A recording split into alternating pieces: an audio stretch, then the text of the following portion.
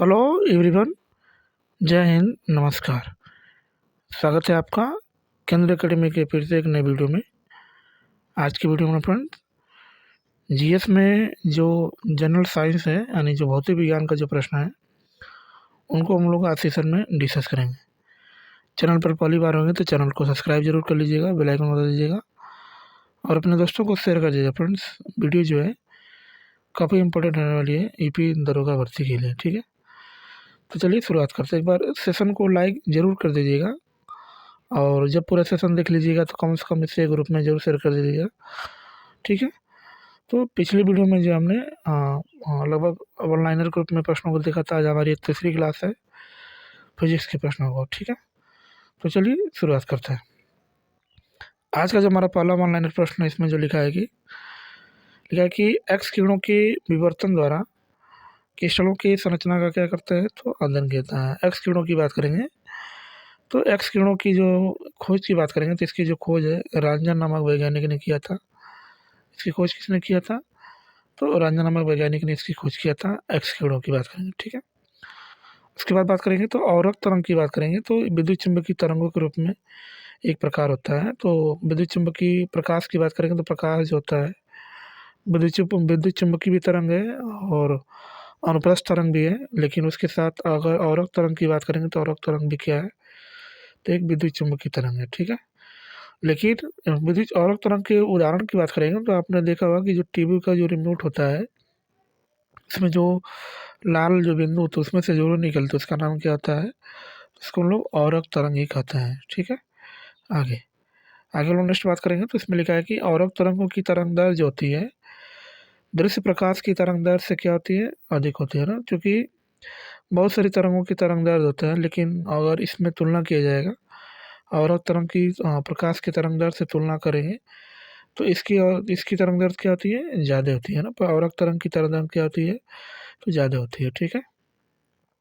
औरक तरंगों का प्रयोग की बात करेंगे तो इसका जो होता है लक्ष्य ढूंढने में होता है, निरीक्षण करने में होता है, रात्रि दृष्टि आदि के लिए सैनिकों द्वारा इसका किया जाता है ना। तो लक्ष्य ढूंढना है या किसी का निरीक्षण करना है वहाँ या रात्रि में किसी को देखना है तो वहाँ पर हम लोग किसका यूज करते हैं, तो औरक किरणों का यूज करते हैं। ठीक है, एक्स किरण एक प्रकार की क्या है, तो विद्युत चुम्बकीय विकिरण है। अभी हमने बताया भी था कि जो औरक किरण होती है और जो एक्स किरण भी होती है सब क्या होते हैं, तो विद्युत चुम्बकीय किरण होती है। ठीक है, एक्स किरण की बात करेंगे तो इसका हम लोग जो है इसका यूज कहाँ करते हैं, तो आंतरिक रोगों के निदान के लिए हम लोग क्या करते हैं, इसका यूज किया जाता है। आंत की बात करेंगे तो आंत दो प्रकार की होती है, एक छोटी आंत होती है और एक हमारी बड़ी आंत होती है। लेकिन उसका अगर निदान करना है या उसकी जांच करना है तो आप क्या कर सकते हैं, तो एक्स किरणों का क्या कर सकते हैं, आप इसका यूज कर सकते हैं। ठीक है, आगे हम लोग बात करेंगे तो वस्तु का आकार अथवा दूरी के बारे में देखेंगे। एक और माप दिया है, किस में दिया है,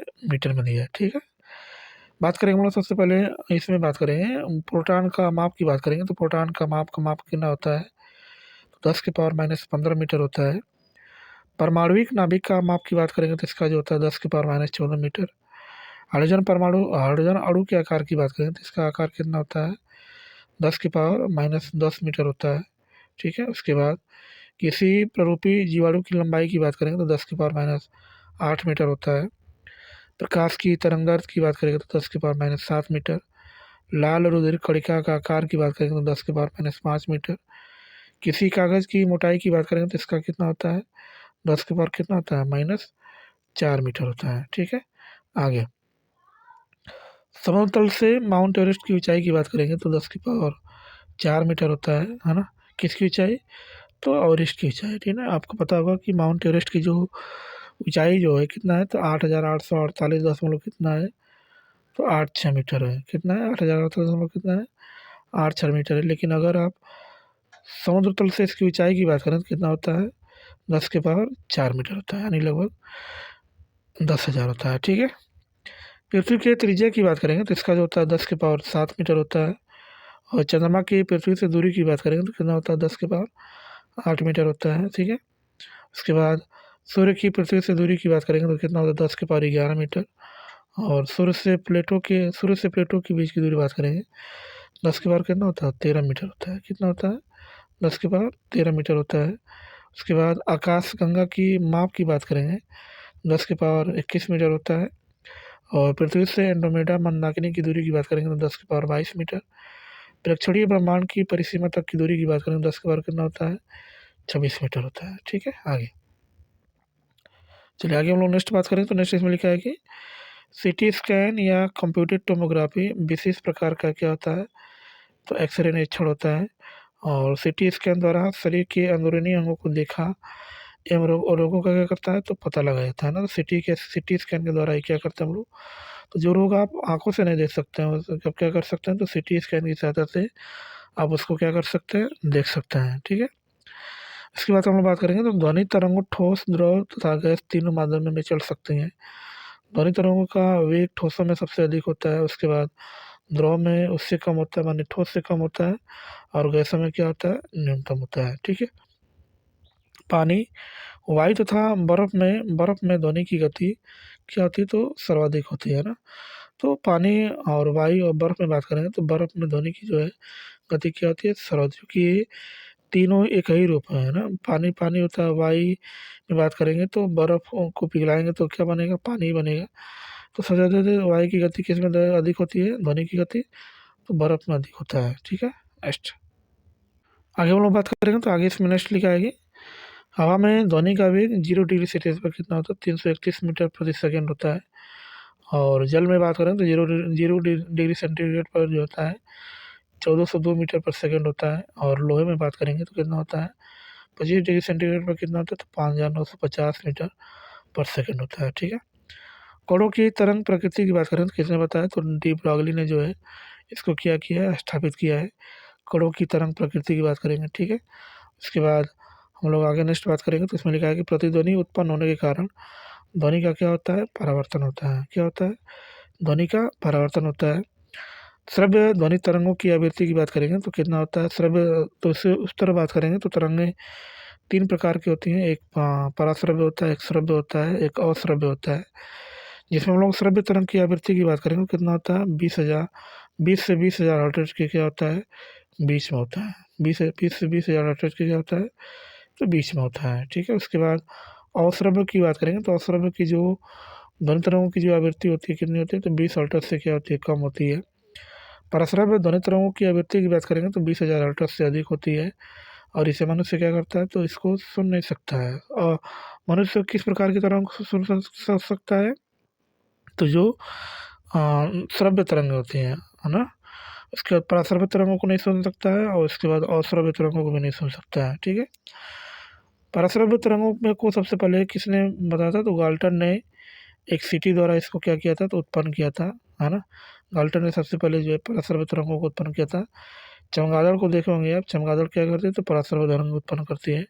ठीक है, पराश्रव्य तरंगों का उपयोग संकेतक के रूप में कीड़ों को नष्ट करने में किया जाता है, कपड़ों से धूल हटाने में, स्वचालित दरवाजों को नियंत्रित करने में, समुद्र की गहराई की नाप लेने में, और छिपी वस्तुओं की खोज करने में, द्रव्य को गर्म करने में, तथा विविध चिकित्सीय अनुप्रयोगों के लिए जो है किसका यूज किया जाता है, तो पराश्रव्य तरंगों का यूज किया जाता है। ठीक है, आगे चमगादड़ उड़ते समय जो है पराश्रव्य ध्वनि क्या करता है, उत्पन्न करता है। नहीं, जब चमगादड़ चूँकि दिन के समय उड़ते नहीं हैं, तो जब रात में उड़ते हैं तो कौन सी ध्वनि तरंग उत्पन्न करते हैं, तो पराश्रव्य ध्वनि तरंग को उत्पन्न करते हैं। उसके बाद पराश्रव्य ध्वनि तरंगे जो होते हैं रडार द्वारा प्रक्षेपित प्रकाश तरंगों की भांति मार्ग में रुकावट से टकराने के बाद उद्गम स्रोत तक क्या करती है, तो लौट आती है ना। कहाँ से लौट आती है, तो जहाँ से उत्पन्न होती है तहाँ से क्या होती है, पुनः वो जो है लौट आते हैं। ठीक है, उसके बाद हम लोग नेक्स्ट बात करें, नेक्स्ट इसमें लिखा है कि चमगादड़ अपनी संवेदनशील इंद्रियों से संभावित रुकावट की दिशा और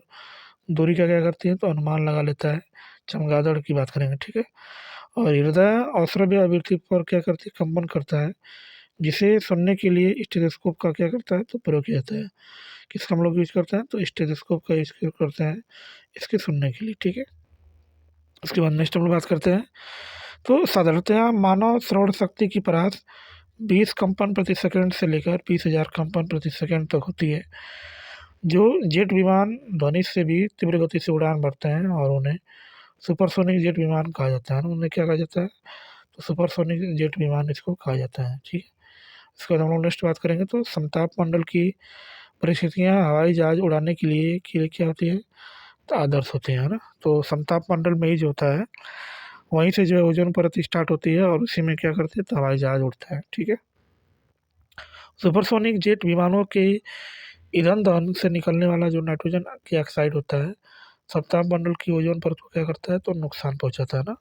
क्योंकि उसमें ओजोन परत होती है तो आपने देखा होगा कि बहुत सारी, जैसे फ्रिज में हो गया, सीएफसी हो गया, ये सबसे ज़्यादा ओजोन लेयर को ज़्यादा प्रभावित करते हैं। लेकिन सुपरसोनिक जो जेट विमान होता है उनमें से जो ईंधन निकलता है वो क्या करता है तो उनको जो है ओजोन लेयर को ज़्यादा प्रभावित करता है, ठीक है। नेक्स्ट, चलिए अब हम लोग देखेंगे फ्रेंड्स 10 की घातों के नाम एवं उनकी प्रतीक के रूप में देखा जाएगा। एक और नाम है, एक और 10 की घात प्रतीक है ना, यानी किससे इसको दिखाते हैं। जैसे देसी देसी की बात करेंगे तो देसी का मतलब होता है आप उसको घात के रूप में लिखना चाहेंगे तो 10 के पावर माइनस 1 लिख सकते हैं और इसको जो है स्मॉल डी से दिखाते हैं। इसको किसे दिखाते हैं, स्मॉल डी से दिखाते हैं। उसके बाद सेंटी की बात करेंगे तो 10 के पावर -2 होता है और इसको जो स्मॉल सी से दिखाते हैं।